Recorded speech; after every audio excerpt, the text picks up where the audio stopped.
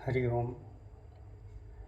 मैं परम पूज्य संत श्री आशाराम जी बापू जी का शिष्य XAC Venkatrao Barde, Indian Air Force, आप सभी के चरणों में प्रणाम करता हूँ।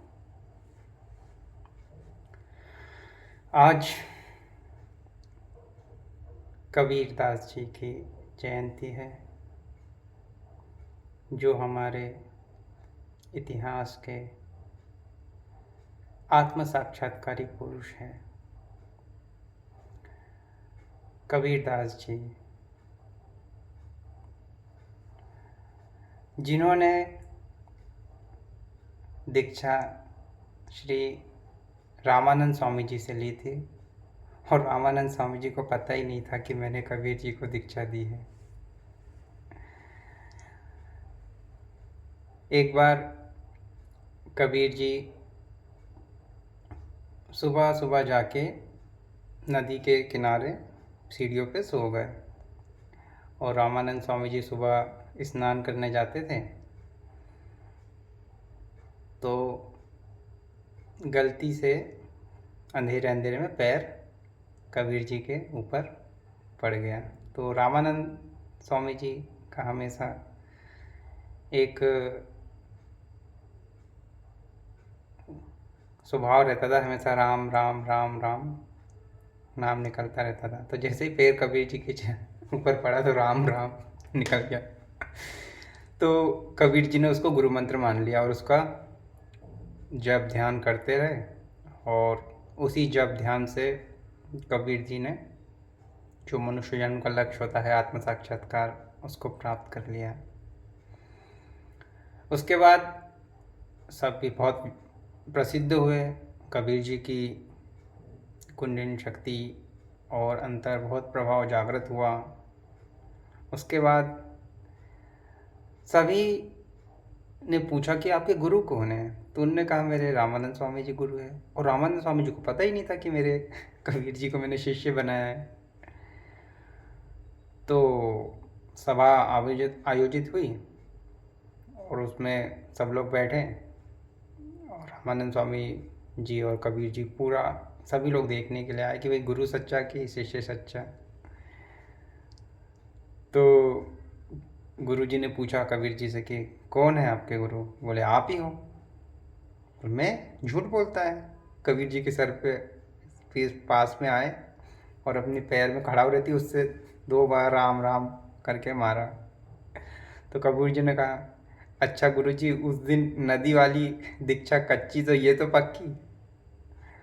फिर रामानंद स्वामी जी को कहना पड़ा कि नहीं, कबीर जी मेरे शिष्य है और यही पक्के शिष्य हैं, क्योंकि वो उस टाइम संप्रदाय चलता था, इस वजह से। तो ये था कबीर जी के जीवन पर आधारित। बाकी कबीर जी हमारे परम पूज्य संत श्री आचार्य जी बापू जी के जो गुरु है वो लीला शाह जी महाराज हैं। और लीला शाह जी के गुरु जी जो है वो केशवानंद जी स्वामी हैं। ऐसे परंपरा चलती जाती है, और हम आगे जाते तो हम लोग जो है कबीर जी के ही पंथ से आए हुए हैं। तो मनुष्य जन्म यही है अल्टीमेट गोल, आनंद से जीते हुए। हमारा सबका स्वरूप सच्चिदानंद है, चाहे कीड़ी से लेके हाथी तक सभी रहना चाहते हैं। सत स्वभाव है, चित्त स्वभाव जानना चाहते हैं। जैसे कि जो नया गाय का बछड़ा हो गया, वो जन्म लेता है, तुरंत कोई आवाज़ आती तो उधर वो सुनता है जाके कोई क्या आवाज़ आ रही है। तो हमारा चित्त स्वभाव है। और आनंद, हम आनंद चाहते हैं।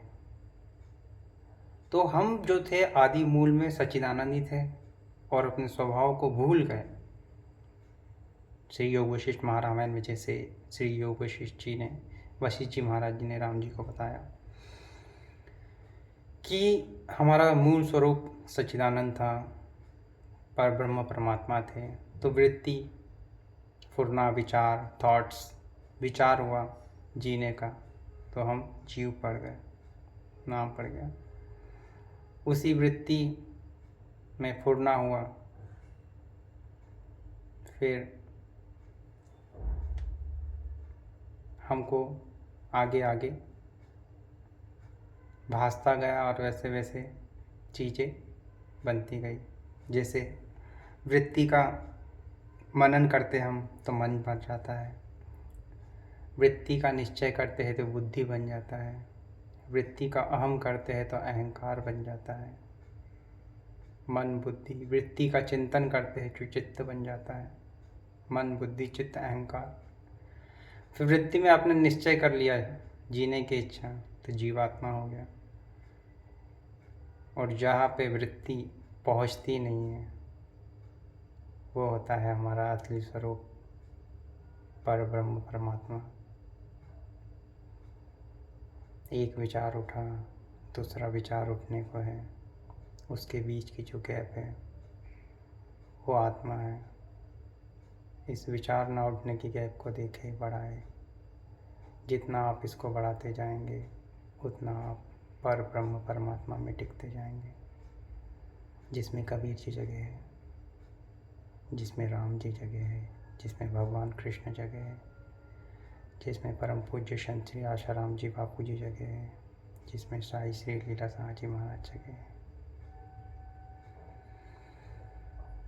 जिसमें नानक जी जगह है, जिसमें महावीर जी जगह है, जिसमें गौतम बुद्ध जी जगह है। वही पूछ के हमें अल्टीमेट सुख शांति प्राप्त हो सकती है, और वही सबका लक्ष्य है। मनुष्य जन्म में आकर उसे ही प्राप्त करना होता है। वो हमने प्राप्त कर लिया, उसके बाद जीवन में कुछ भी प्राप्त करना बाकी नहीं रहता है।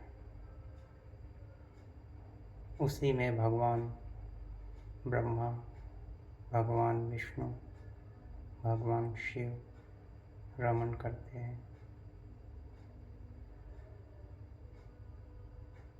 प्रलय भी 4 प्रकार के होते हैं। नित्य प्रलय, जो हम रात को रोज सो जाते हैं उसको नित्य प्रलय कहते हैं। नैमित्तिक प्रलय, जो किसी निमित्त से होता है, जैसे भोपाल केस कांड हुआ और बहुत सारे लोग एक साथ शरीर को त्याग दिए। आत्यांतिक प्रलय, जैसे ये एक सूरज है, 11 सूरज और निकलते हैं, 12 सूरज एक साथ। एक सूरज है, टेम्परेचर 40-45 पहुँच जाता है, दूसरा सूरज निकलता है, टेम्परेचर 100 डिग्री हो जाता है। ऐसे प्रलय होता है, उसको आत्यांतिक प्रलय कहते हैं। लेकिन उसके बाद भी ब्रह्मा विष्णु महेश के लोग बच जाते हैं। फिर एक होता है महाप्रलय, जिसमें ब्रह्मा विष्णु महेश के लोग भी समाप्त हो जाते हैं, लेकिन उसके बाद भी कोई तत्व बचता है। उस तत्व को मैं रूप में जानना, वही होता है आत्म साक्षात्कार।